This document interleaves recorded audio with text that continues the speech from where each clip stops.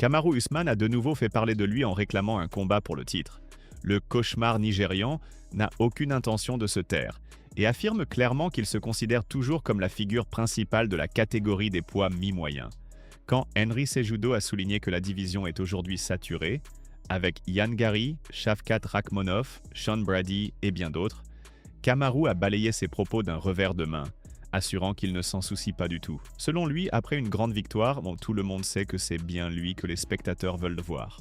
Voilà pourquoi Usman se sent sûr de lui et s'attend à obtenir très bientôt sa chance pour la ceinture. Il a également précisé que si Islam Makhachev venait à battre Jack Della Maddalena, leur affrontement serait un véritable super combat, même si lui-même n'est plus vraiment à son apogée. A l'inverse, un duel entre Usman et JDM aurait aussi des allures d'événements incroyables, surtout si Jack réussissait à vaincre Islam au sommet de sa carrière. La catégorie des 170 livres n'a jamais été aussi relevée. Carlos Paredes se prépare à affronter Leon Edwards. Shavkat Rakhmonov, d'après l'ami proche de Belal Muhammad et commentateur de l'UFC John Anik, devrait lui faire face. Et vous, qui estimez-vous le plus digne d'obtenir la prochaine opportunité pour le titre? Laissez vos avis dans les commentaires. Passons maintenant aux déclarations d'Usman concernant ses ambitions pour la ceinture. Si tu n'obtiens pas le prochain combat pour la ceinture, mon frère, il vaut mieux remonter vite dans la cage, parce que cette catégorie avance sans cesse. Elle n'attend personne. Mais regarde, si on reste dans le jeu, l'objectif est clair. Organiser l'affrontement le plus marquant de toute la division.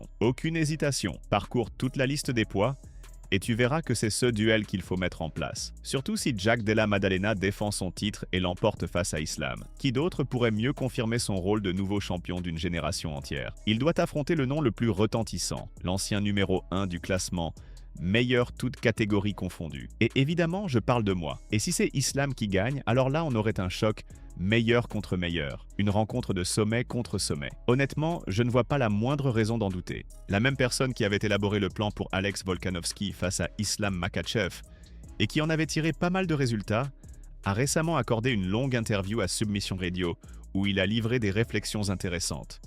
Eugene Berman, l'entraîneur principal de City Kickboxing, a abordé de nombreux sujets. Il a commencé par parler de l'avenir d'Israël Adesanya, en soulignant qu'il ne lui resterait plus que 2 combats avant de mettre un terme à sa carrière. Selon lui, ces derniers affrontements doivent être spectaculaires, par exemple contre des adversaires du calibre de Paulo Costa ou Sean Strickland. Ensuite, il s'est tourné vers Dan Hooker, qui pourrait éventuellement se mesurer à Arman Tsarukyan. Rien n'est encore officiel, mais Eugene est persuadé que Dan possède absolument toutes les armes nécessaires pour battre Arman et décrocher sa chance au titre. Ce serait un événement majeur, surtout en considérant qu'Arman est pour l'instant bloqué dans une sorte de limbo chez les poids légers. Et bien sûr, le coach a pris parti pour le champion australien Jack Della Maddalena dans son éventuel affrontement contre Islam. D'après lui, il existe un plan précis pour vaincre Makhachev, et une partie en a déjà été montrée lors du premier duel de Volk contre lui. Bref, une discussion riche, ponctuée de déclarations audacieuses, qui fait beaucoup parler dans toute la communauté du MMA. Voyons maintenant plus en détail ce que Gene a dit sur les chances de Jack Della Maddalena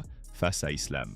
Écoute, Jack c'est un gars du coin pour nous, quelqu'un avec qui on a grandi. Il reste l'un des nôtres, même s'il vit déjà dans un tout autre univers. Parlons d'Islam, il existe une manière de le battre. Bien sûr, ce n'est pas facile, mais elle est là. Il a déjà été mis KO et Volkanovski l'a surpassé. Je sais que certains vont contester ça dans les commentaires, mais c'est une réalité, il y a une stratégie contre lui. Neutraliser sa lutte est extrêmement compliqué, mais si tu cherches bien, tu finis par repérer des failles. Le point clé, c'est de l'obliger à vraiment se donner. Il est redoutable quand il lance des frappes uniques.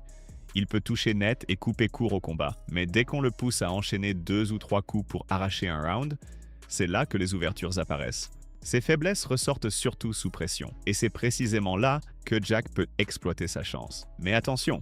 Islam et son équipe sont très lucides, ils savent parfaitement où se trouvent les dangers. Voilà pourquoi ce duel s'annonce passionnant. Ilia Topuria ne quitte décidément plus les gros titres. Cette fois, le champion géorgien a placé l'UFC dans une situation délicate. Le journaliste d'ESPN Papa Legospi, un reporter espagnol respecté, proche de Topuria et rendu célèbre par cette interview maladroite avec Max Holloway, a lâché une bombe au sujet des relations entre Ilia et l'organisation. En coulisses, la tension monte. Ces dernières semaines, Ilia a laissé transparaître son agacement. Il reconnaît qu'il perd la flamme et l'amour du sport. Tout cela semble lié à ces grands combats rêvés qui s'effondrent. Le duel contre Islam n'a pas eu lieu, et maintenant l'affiche avec Paddy Pimblett s'enlise, sans direction claire. Tout récemment, Topuria a confié aux Nilk Boys qu'il refusait tellement l'idée d'affronter Arman Tsarukyan qu'il préférerait abandonner sa ceinture des légers plutôt que de monter dans la cage contre lui. Or, selon Papa Legospi, ces propos ont déclenché une véritable tempête à l'intérieur de l'UFC. Dana White et les matchmakers sont très mécontents. Dana, en particulier,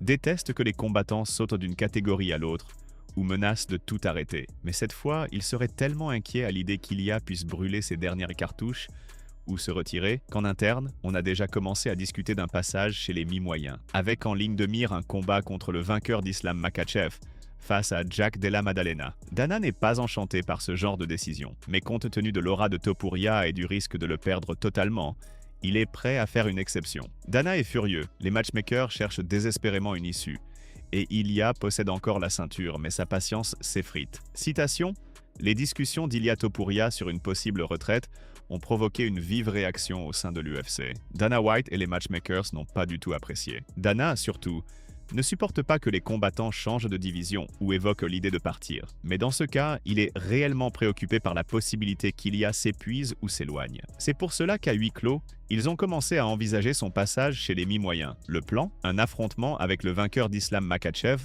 contre Jack Della Maddalena. Dana n'aime pas faire ce genre d'entorse, mais avec la notoriété d'Ilia et le risque de le perdre complètement, il est prêt à fermer les yeux.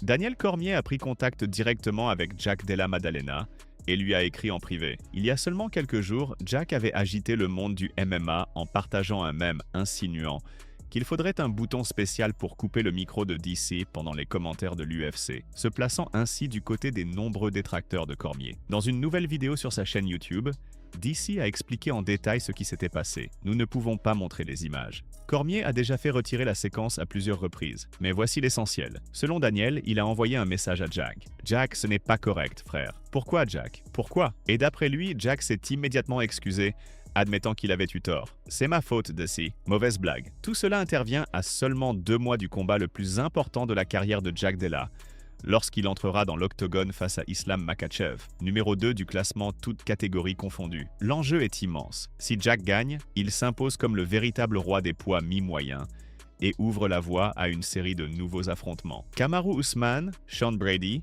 Shavkat Rakhmonov, tous attendant leur chance pour disputer la ceinture. Mais si c'est Islam qui l'emporte, la situation pourrait devenir encore plus explosive. Il pourrait redescendre chez les légers pour un duel avec Ilia Topuria, ce qui bouleverserait complètement la division des mi-moyens. Les fans qualifient déjà ce choc de combat le plus important de l'histoire récente de l'UFC. Il ne détermine pas seulement qui portera la ceinture, mais aussi l'avenir de 2 catégories à la fois. Selon vous, qui sortira vainqueur de ce super combat? Islam peut-il atteindre de nouveaux sommets en décrochant une 2e ceinture? Ou bien la taille et la polyvalence de Jack seront-elles un obstacle insurmontable? Laissez vos avis en commentaire.